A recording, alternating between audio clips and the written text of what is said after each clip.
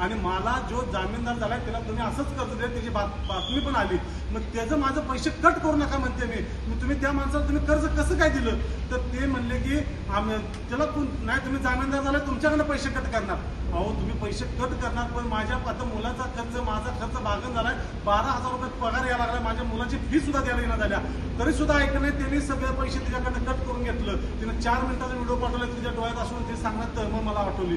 Madam त्यासाठी मी एक security fund काढलाय. तुम्ही ज्यावेळी 10 लाख रुपये कर्ज काढताय त्यावेळी फक्त 1,000 रुपये तुम्ही सिक्युरिटी फंड ना. सगळेच पोलीस आपले सस्पेंड होत नाही, सगळेच पोलीस आजाराप्रमाणे पगार होत नाही, सगळे बंद होत नाही, किंवा बडतर्फ झालेले पोलीस अहो जे थोड्या दिवसासाठी होतात त्यांच्या पगारात हे झालेलं, जामीनदाराच्या पगारात घेण्याऐवजी आपण ते सिक्युरिटी फंडात घ्यायचं. जामीनदार सुद्धा कोण व्हायला जात नाही. मग ही त्यांची बुद्धी 10 वर्षात का चालली नाही? जेणेकरून परत तो हजर झाला की परत त्याच्याकडे हायती रिकव्हरी करून आपण सिक्युरिटी फंड ठेवायचे, जेणेकरून त्या जामीनदाराला सुद्धा त्रास होता कामा नये.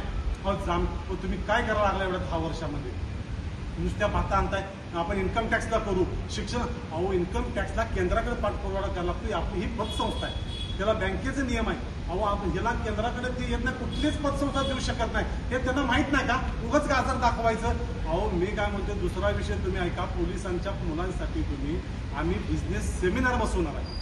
अहो आज आपला मुंबईचा पोलीस हा मुंबईचा राजा, अख्खं मुंबईचं राज्य हो, मुंबई पोलीस करतोय, 24 तास नोकरी करतोय, पोराबाळांच्याकडे लक्ष द्यायला येत नाही. कारण तुम्हाला सांगतो की आज जर उद्या जॉब मिळतील नाही मिळतील, आज जर बारक्या पोरग्याला जर आपल्या बिझनेसचं तुम्ही आज हे दिलं, बाळ पडू दिलं, तर उद्या झाल्यानंतर ते आपलं बिझनेसचं मुंबईत बिझनेस करा, गुजराती मारवाड्यांनीच करावं, काय उद्दिष्ट आहे काय? आज आमच्या जर पोरग्याने व्यवसाय जर झाला तर तो पोलीस रिटायरमेंट झाल्यानंतर 10 वर्ष आनंदाने जगेल. आपली संतती जर चांगली निघाली तर तो पोलीस चांगला आयुष्यानं रिटायरमेंट झाल्यानंतर 10 वर्ष चांगला निघाल. नाही तर ते झुरून गायला येतोय की माझ्या पोरग्याचं कसं होणार, त्यांचं कसं होणार.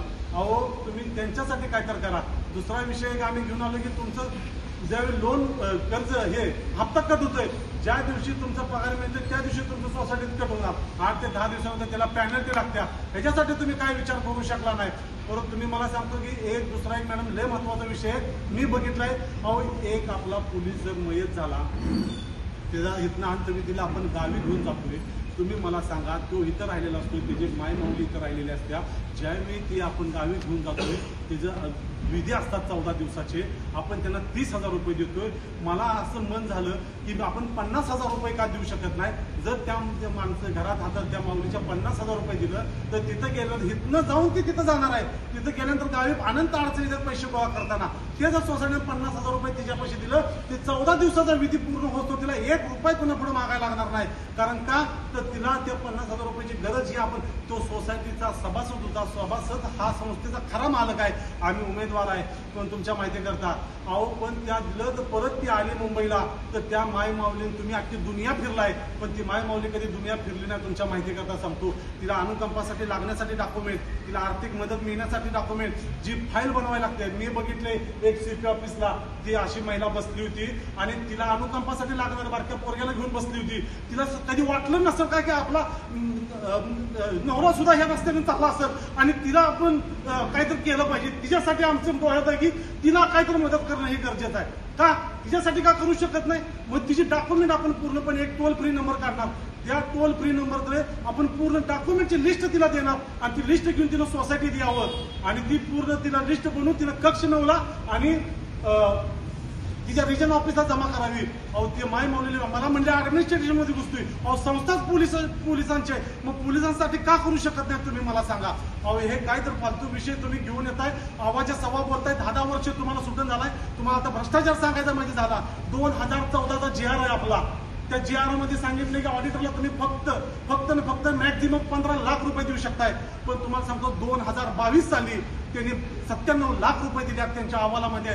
23 साली 1,08,00,000 रुपये दिल्यात आणि 24 साली फक्त 15 लाख रुपये दिल्यात. मग तुम्ही सांगा 2016 पासून त्यांची सत्ता आहे, 23 पासून प्रत्येकाचा गॅप जर काढला तर 80-90 लाखाचा जो गॅप आहे, 5-6 कोटी रुपये झाले. हे पोलिसांच्यासाठी जर खर्च केले असते तर त्याच्याला पोलीस सगळा डोक्यावर घेऊन नाचला असता.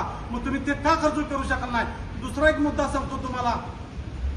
आपल्या जे सभासदांचे संचालकांचे भत्ते आहेत, 2022 साली 1,63,000 रुपये तुम्ही दिल्यात, 23 साली 1,88,000 दिल्यात आणि 24 साली त्यांनी 4,20,000 रुपये दिल्या. त्यांची वाढ झाल्या 2,31,000ची. 6 जणांमध्ये एवढा त्यांना काय 10वा आयोग लागला का तुम्ही मला सांगा. अहो तुम्ही दुसरा विचार करा, आपलं घर जर भाड्यानं दिलं तर 10% भाडीवाढ 11 महिन्यानंतर होत्या.